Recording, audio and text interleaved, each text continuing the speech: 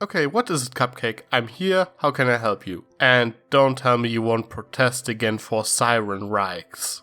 What? Siren lives matter. But no, I was wondering if we could dance. Say what now?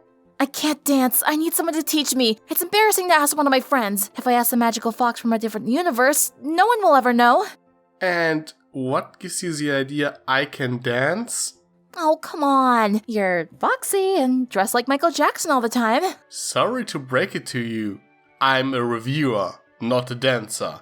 We could review the Equestria Girls specials though. Will that improve my dance moves? Maybe? Then sign me up.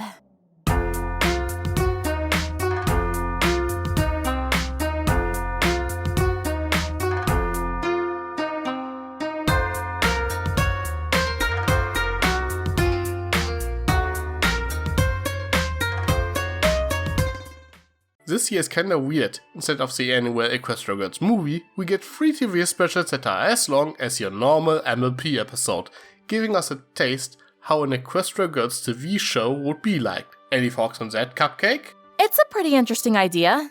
As you might know, I can't get enough of Equestria Girls, and these specials worked incredibly well as a sort of mini-series. I would love to see more specials like that, or may I even ask for an entire TV show? Since Legend of Everfree, it would work perfect for a Monster of the Week and a slice-of-life high school drama show. There's so much potential to work with.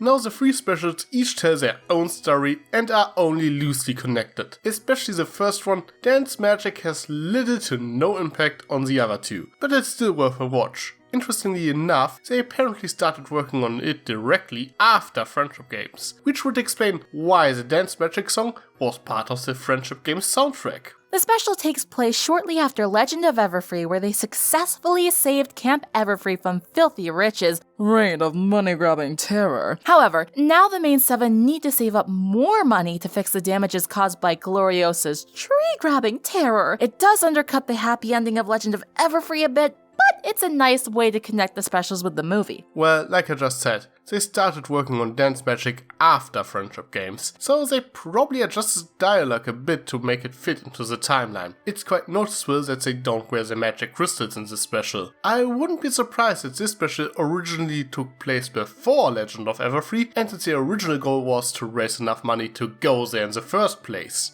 The first scene we're greeted with starts out with the girls doing a car wash, but turns out that they kinda hit their limit on customers. Rarity suggests an idea that tells them to meet up with her later, but in reality, she has no idea what they could do to earn more cash for the stash. So Rarity takes a trip to the mall for inspiration, and at that fabulous moment, you realize that this is a Rarity episode. Not that I'm complaining. Rarity might not be my favorite pony, or in this case human, but she usually gets the best episodes for some reason. Well, and she actually comes up with an idea. She wants to enter a music video contest. Now, I could point out that it really isn't the best move to bet everything on a contest, especially as it could take months until they announce the results. This is not a battle of the bands after all. Battle, battle, battle, battle of the bands. Okay, another thing I shouldn't mention in front of Cupcake. Anyway, it's probably better to accept that this is a valid option. But as it turns out, Rarity is not the only one with this brilliant idea.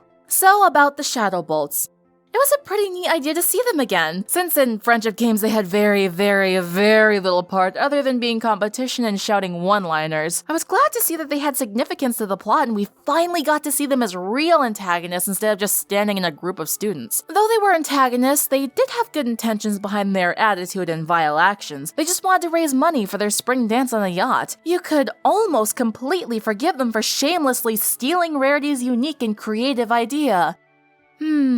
Frankly, I don't exactly understand why Rarity freaks out that much. Sure, it is not exactly classy to steal her idea, but she only explains the basic concept. Sure, if they both had created their videos, they might have looked similar at a glance, but the costumes still wouldn't look the same. And they would have used different music and different dance moves, so it's not like they would have submitted the same video. And since it's not a live performance, there's no way to tell which videos the judges would review first. After Rarity and Twilight attempt to confront the Shadow Bolts about stealing the idea for the video competition, Rarity seeks out ideas from her friends. However, after the video ideas of eating apple fritters, a Daring Do reference, and a weird space cheese-eating thing, Rarity decides that their ideas won't cut it, considering that none of the ideas had dancing in them. She goes out for a very depressing ice cream trip. Nom, nom, nom, nom, nom. Nom, nom, nom, nom. This gets me every time. And when she overhears the Shadow Bolt girls discussing their video, as it turns out, they can't come up with their own song while the Rainbooms can't come up with a dance choreography. And Rarity actually has a brilliant idea. And the bitter rivals put aside the differences and work together as the prize money just happens to be enough for both of their goals. Question. How much money are we talking about? Sharing is caring, you know. I need my custom Adagio body pillow. Okay. Anyway, I do like the method that you can achieve more by working together instead of fighting each other. Pretty basic, but it does work pretty well in context. Well, and that's about it. Though, we also learned in the special that Cadence is now the principal of Crystal Prep. Hopefully this means Principal Old Raisin, Cinch, is fired, either that or she quit. Heck, she might even be in a straitjacket somewhere. I'm a little bit disappointed that this all happened off-screen and not at the end of Friendship Games, but it is good to know that she had to suffer some consequences for her actions in the end. Well, but I guess it's time to wrap things up.